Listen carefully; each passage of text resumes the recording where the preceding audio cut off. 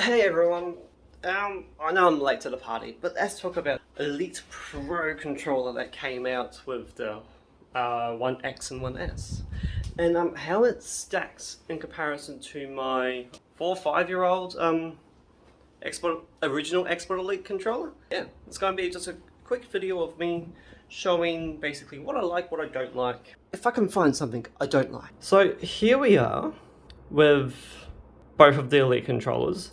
This one here is the original, this one here is the brand new one. So there is a slight look difference. The finish on pieces are darker on the new one.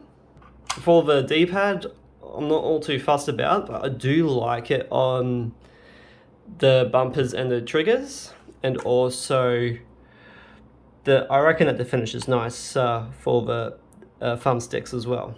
This has three profiles on it versus two, so well that's a plus. But the biggest changes are with the thumbsticks. They got little screws, I guess you can call them, and you can adjust like how easy to move the thumbsticks are. So you can adjust the tension, I think it is. Same sort of stuff, how everything's just all nice and magnetic and sounds good, it feels good. It's not as heavy as the original controller from my perspective of using my hands as a weight measurement device. Very accurate form of measurement. This one here does support Bluetooth. I'm not quite sure the original does, but to be honest, I haven't actually managed to get Bluetooth working yet, so I've just been using a dongle. Well, if I didn't have the dongle, it would be annoying if I wanted to do wireless play, but my headphones require the dongle to connect to the computer. So to me, at the moment, that's not the biggest loss, but if I were to change headsets, it would be quite annoying. Obviously, other things that are different are in the original, you only had two different options for where the triggers go versus the new one. There's actually three options, so you got full and the halfway point, just like the original, but then you got this third option, which is just a hair trigger where the trigger barely moves. Yeah, if you're playing a shooter, it's better if it registers the press by them. Other things that are different though are the height. So let me pull these out. So lighter one is old, darker one is new. It's a clear size difference, therefore the same piece. Same here, there's a clear size difference. But in hindsight, these here, so this is from the old controller, do actually go into the new one. So I guess that, well, if you're like me and you got the original and you got the new one, you actually got a spare set of. Other things that are switchable are very few once we get to this point. Basically, the D-pad options are switchable. So if you want to have the lighter D-pad option, you can. The original thumbsticks though, the keying underneath is different. So you can see that there's 4 bits that poke out versus the new one, which only has 3. So the keying is different, so the thumbsticks are not interchangeable from the original to the new one.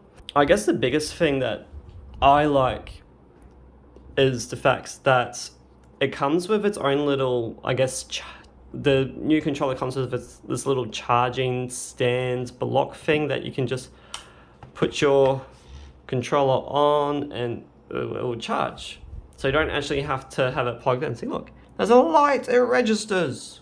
That block fits inside the case.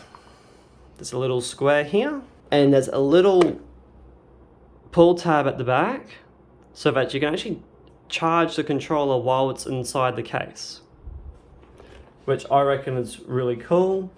Instead of it being a micro B connector, it is now USB-C, and the thumbsticks have these little bits of grip on them, which I'll admit I'm partial on. I don't like it, but I don't dislike it. One more thing is that the grip goes around every bit that your hand would cover.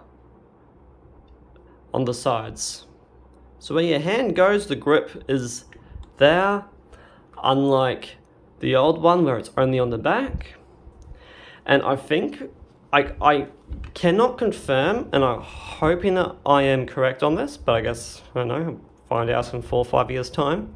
I believe that the grip actually might be part of the structure of everything, and part of why I got the new controller.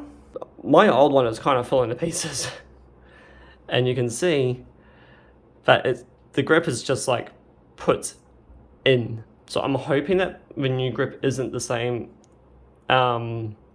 application process and how it's attached to the controller as the old grip. And another reason that I got the new one versus the old one is that I don't know if it's the wireless in the controller or the battery, but no, I think it might be the battery. But wirelessly, this thing doesn't last anymore. It will last me about 5 minutes, and then I have to plug it back in to charge.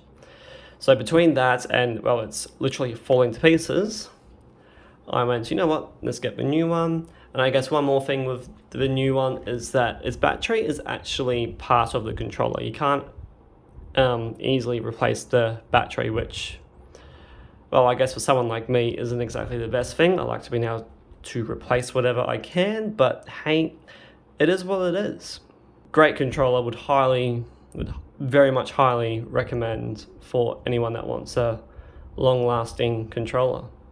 So yeah, that's my thoughts on the Xbox Elite Series 2 controller versus the original. I do want to say though that if my original Elite controller was, one, not falling apart, and two, would handle wirelessly a lot longer than what it is, I probably wouldn't have actually thought about getting the new one.